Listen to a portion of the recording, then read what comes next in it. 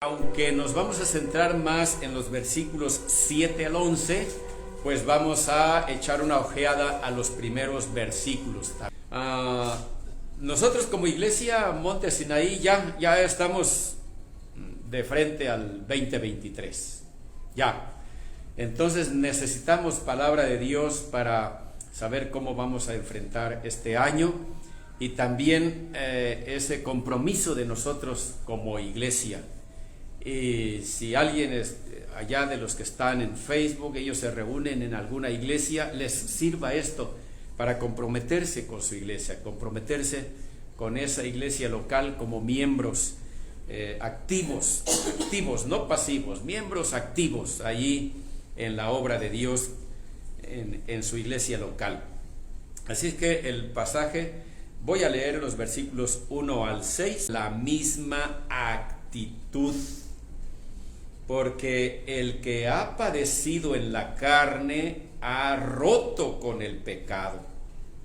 Entonces empieza el texto mencionando cómo Cristo padeció en la carne y ahora nosotros también somos llamados a padecer en la carne por causa de haber roto con el pecado. Cristo padeció en la carne por causa del pecado que estaba alrededor y ya lo traían atribulado él, aún desde la tentación, allá Satanás ahí estuvo sobre él tentándole en la carne,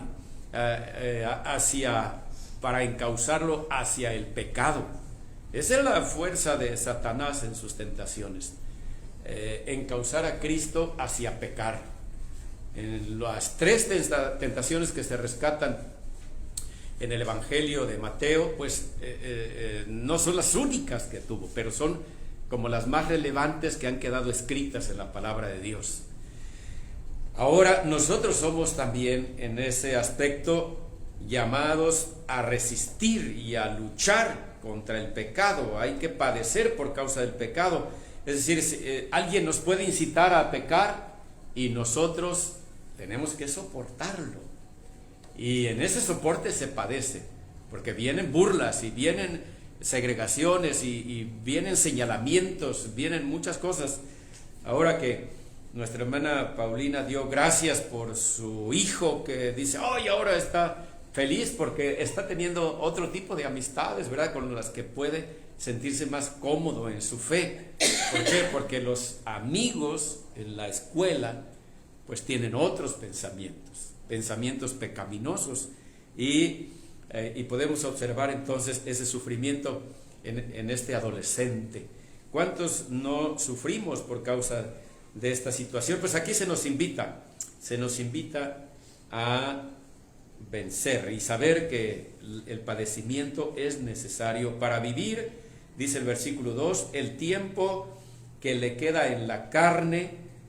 Mientras estamos en esta carne, un día vamos a morir, vamos a abandonar ya esta carne, pero que el tiempo que nos quede por vivir no lo vivamos en las pasiones de los hombres, sino en la voluntad de Dios.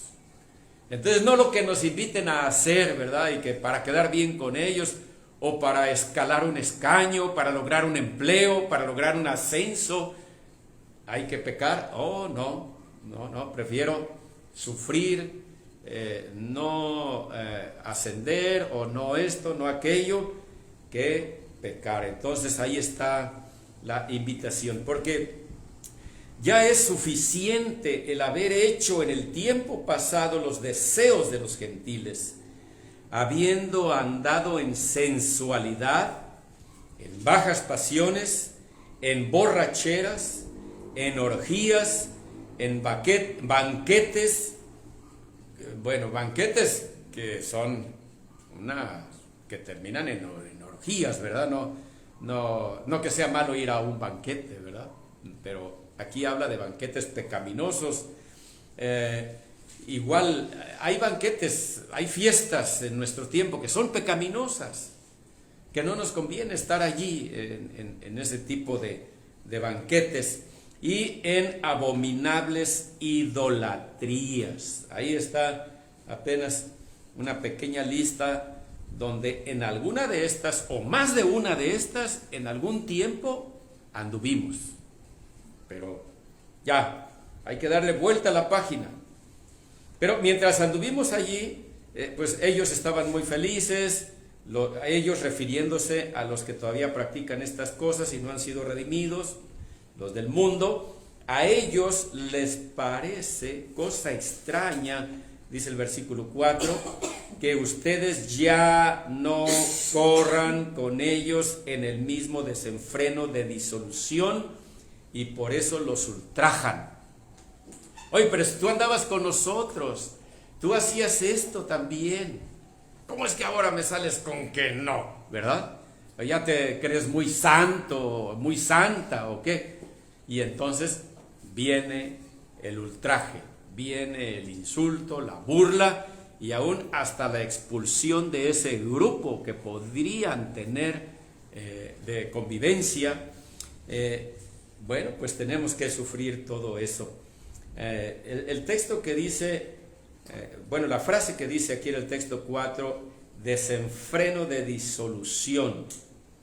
Esta palabra de desenfreno tiene el significado de como cuando hay un torrente, podemos imaginar de agua, lo que es un torrente de agua que se deja venir con todo y es incontenible, no se puede contener, ahí viene el torrente. Entonces ellos están en ese torrente incontenible de disolución. También la palabra disolución se podría traducir como incorregibilidad, es decir, no se quieren corregir, no les interesa corregir. Entonces el torrente es fuerte y el torrente quiere venir sobre el cristiano, sobre el creyente, para quererlo atrapar y que se unan a ese torrente y corran con ellos. Dice el 5, pero ellos darán cuenta a quien ha de juzgar a los vivos y a los muertos, porque por esto ha sido anunciado el evangelio aún a los muertos, para que sean juzgados en la carne como los hombres, pero vivan en espíritu según Dios. Este pasaje luego pareciera tener complicaciones de interpretación cuando dice que ha sido anunciado el evangelio aún a los muertos. Entonces pareciera que la gente que ha muerto allí en la tumba ha recibido la predicación del evangelio, pero esto no es lo que quiere decir el texto. Lo que quiere decir el texto es que hay gente que ya murió y le fue anunciado el evangelio. Entonces ya están allá los muertos, que se les fue anunciado el evangelio, y hay gente que todavía está viva a la que se les sigue anunciando el evangelio. Pero no existe tal cosa en la Biblia, una enseñanza de que se les vaya a predicar a los muertos. Como si así fuera, nosotros aquí estaríamos orando, Señor, por favor, predícale a mi abuelito que no conoció de ti, o algo así. Pues no es eso lo que quiere decir el texto. Y luego lo aclara aquí, para que sean juzgados en la carne como los hombres, pero vivan en espíritu según Dios. Se refiere a esos que murieron. Se les anunció el evangelio cuando estaban vivos y fueron juzgados por los hombres, por estos incorregibles, ese torrente de incorregibilidad por esta gente. Los juzgó y aún hasta los mató. Ellos creyeron que estaba bien. Dijeron, no, pues vamos matando a estos, o vamos haciéndolos sufrir a estos cristianos. Está bien, los juzgaron los hombres y los insultaron, los lastimaron o hasta los mataron. Sí, pero viven para con Dios, ¿verdad? Esta es la enseñanza de todo el cuadro, que incluye esto de anunciar el evangelio aún a los muertos. Y que en el versículo 5 también está en estrecha relación para rescatar esto y también captarlo. Ellos darán cuenta a quien ha de juzgar a los vivos y a los muertos. Entonces, allí habla en ese mismo nivel qué significa muertos. Y así entramos entonces a los versículos 7 al 11, donde dice: el fin de todas las cosas se ha acercado. En ese pensamiento de que un día esto se ha de acabar, el fin. Pues sean pues prudentes y sobrios, ¿en qué? En la oración. Aquí aparece en escena la oración. Y entonamos un canto.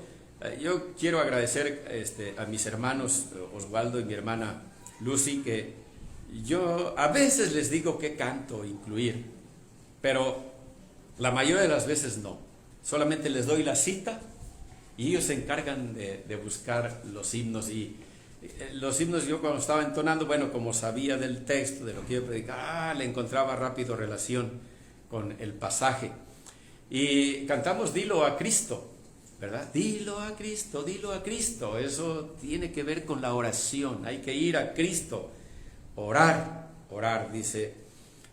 Y aquí, los que quieran tomar nota, está bien. No veremos todos los versículos que tengo aquí anotados, pero vale la pena considerar esto que implica en el versículo 7 el hecho de ser prudentes, por un lado, y sobrios en la oración.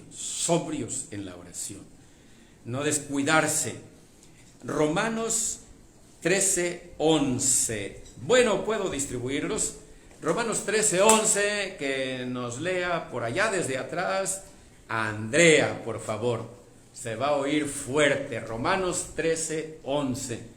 Y así como tengo en línea a Dara, que nos lea Hebreos 10:25.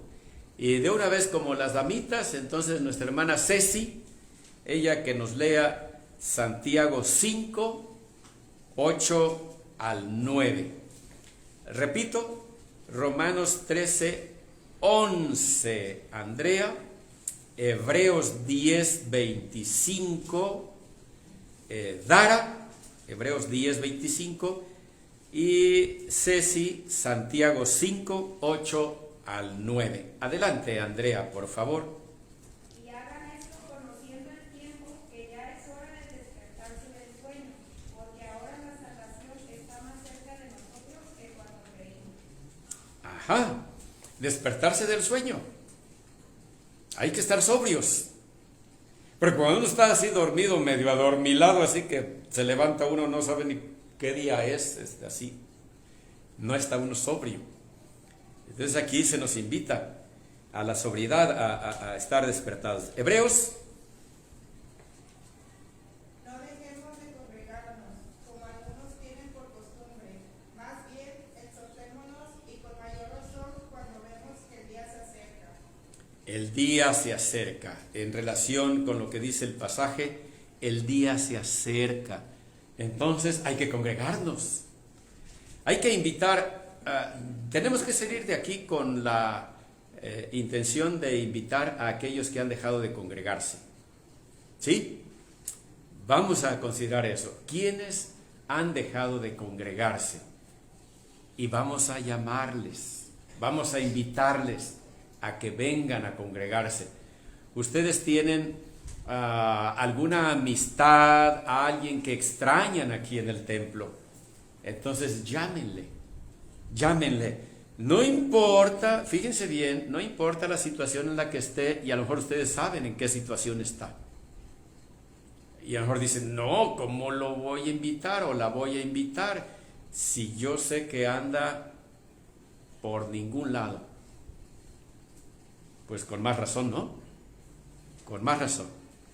Hay que invitarles a que no dejen de congregarse. Gracias a Dios que los que estamos aquí podemos leer este pasaje. ¡Ay, híjole! Qué bueno que no he dejado de congregarme, ¿verdad? Porque este pasaje no me golpea como para decir, hey, ¿qué ha pasado contigo? No, gracias a Dios aquí estamos.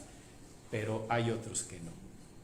Hay que atenderles para que estén sobrios aquí, listos. Santiago 5. Tengan también ustedes paciencia, afirmen su corazón, porque la venida del Señor está cerca. Hermanos, no murmuren unos contra otros para que no sean condenados. He aquí el juez ya está a la puerta. Hay que considerar eso. El juez está a la puerta. Ahora, ¿a qué hora se va a presentar? No lo sabemos. El día y la hora no lo sabemos. A lo mejor faltan 20 años o 50 años o 100 años, no lo sabemos. Pero el pensamiento del cristiano debe ser como si ya estuviera aquí, a la puerta, ¿verdad? Ya está aquí cerca el Señor. Porque para nosotros, digo, si Cristo tarda todavía 100 años en venir, dicen, no, ay, 100 años son muchos, pero para el Señor no es nada. Entonces para Él está a la puerta. Ahora, el que se va muriendo, pues ya su fin llegó. Ya no importa cuánto tarde Cristo en venir, ya, para Él, ya, su fin llegó. Así es que estemos ahí, en esa disposición de oración, ahí mismo, en Primera de Pedro, Iris, en Primera de Pedro, que nos lea el 3:7 de nuestra misma epístola. Ustedes, maridos, de la misma manera vivan con ellas con comprensión, dando honor a la mujer como a un vaso más frágil y como a coherederas de la gracia de la vida, para que las oraciones de ustedes no sean estorbadas. Ah, caray. Ah, caray. La sobriedad de la oración entonces incluye estar bien con nuestras esposas. Hablándonos a nosotros, a los varones, ¿verdad? Tenemos que tener buena relación con nuestra esposa.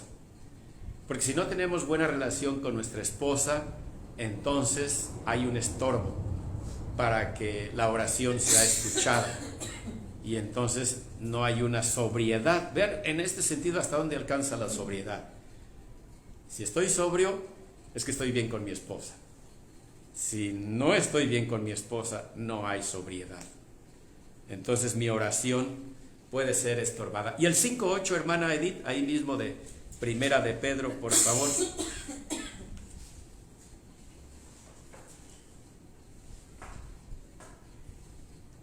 Sean sobrios y velen. Su adversario, el diablo, como león rugiente, anda alrededor buscando a quien devorar. Muchas gracias. Ha agregado al tema de la oración, la sobriedad, es el tema de la precaución, cuidado, porque el diablo anda como león rugiente buscando a quien devorar. Cuando nosotros descuidamos la oración, descuidamos la sobriedad, entonces damos lugar a que el diablo nos devore. El diablo nos haga, no que nos haga pecar, porque al final es decisión de uno, ¿verdad? Pero nos tiende trampas tan duras, tan fuertes, tentaciones en las que por no estar sobrio, por no estar en oración, podemos caer. Es eso. Y al final es responsabilidad de nosotros. No podemos decir, no, es que el diablo, ya saben cómo es el diablo y entonces por eso caí. Sí, ya sabemos, el diablo tiende las trampas, pero tú eres el que decides si caes o no caes, ¿verdad? Entonces hay que estar sobrios para poder ver esas trampas. Cuando estamos sobrios, miren, el diablo puede poner todas las trampas que quiera, pero como estoy sobrio yo puedo verlas. Estoy en oración delante de Dios, constante. Entonces el Señor también me ayuda a ver todas las trampas que haya puesto Satanás alrededor de uno. Ahí está la sobriedad en la oración. Y que también aquí le quiero dar mucho énfasis a la oración. Y voy a pedir entonces a mi hermana Paulina que... no, ya me acordé que la hermana Juana también puede leer. allí en Zoom se animó a leer. Quiere leer en Primera de Tesalonicenses 5, 6. Le ayudan a nuestra hermana Juana para que ella lea. Y mi hermana Paulina va a preparar Lucas 21, 36.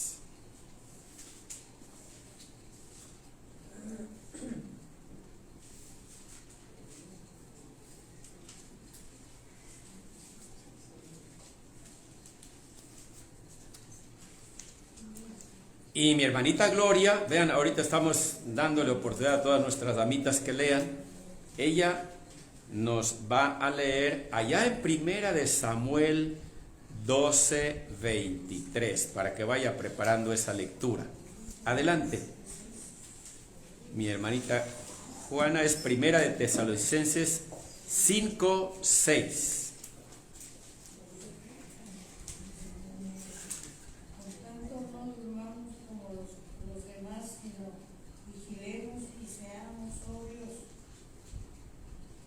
Ajá. No durmamos como los demás, en el sentido de descuidarnos, ¿verdad? No habla de que no durmamos nuestras 8 horas, ¿verdad? No se refiere a no dormirse, como dicen, en nuestros laureles, ¿verdad? Sí, seamos sobrios. Hermana Paulina.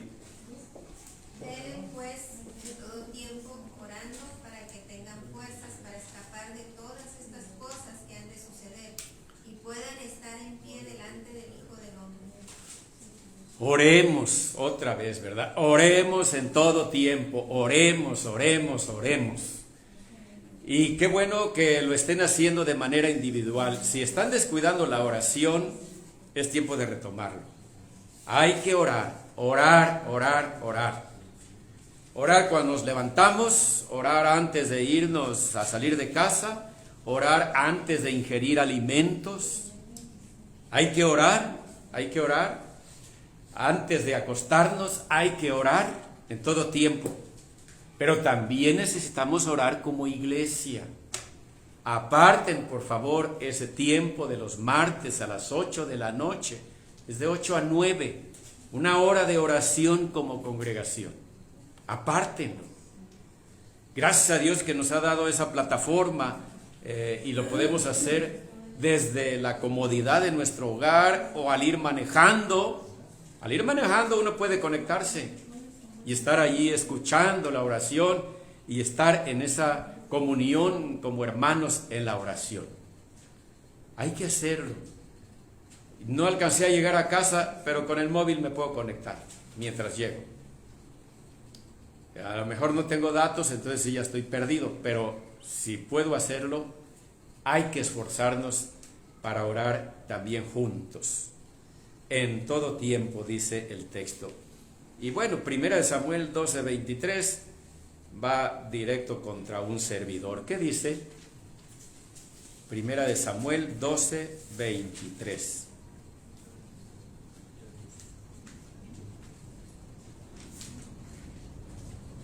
Sí, hermana Gloria.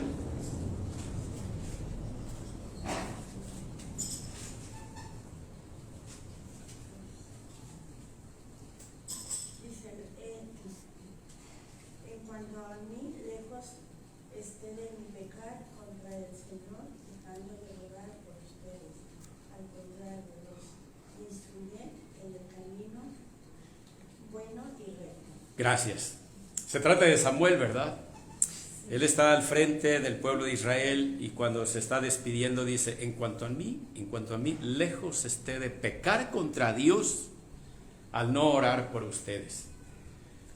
Y eso va directamente contra un servidor. Yo tengo que estar orando por ustedes. Si no oro por ustedes, el texto dice que se me demandaría como pecado. Entonces el pastor tiene que estar orando por la congregación, orando por sus ovejas.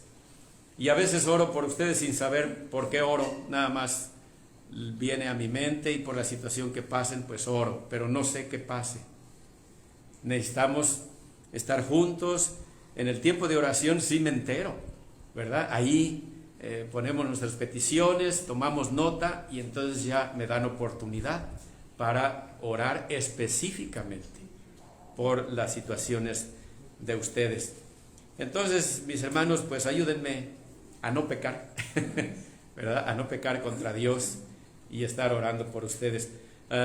Cuando yo veo sus rostros, sus caritas o sus nombres allí en la pantalla, me hacen que me acuerde de ustedes. Si no los veo, pueden perdérseme en mi memoria ya escasa que me queda, ¿verdad? Pero esto me ayuda mucho.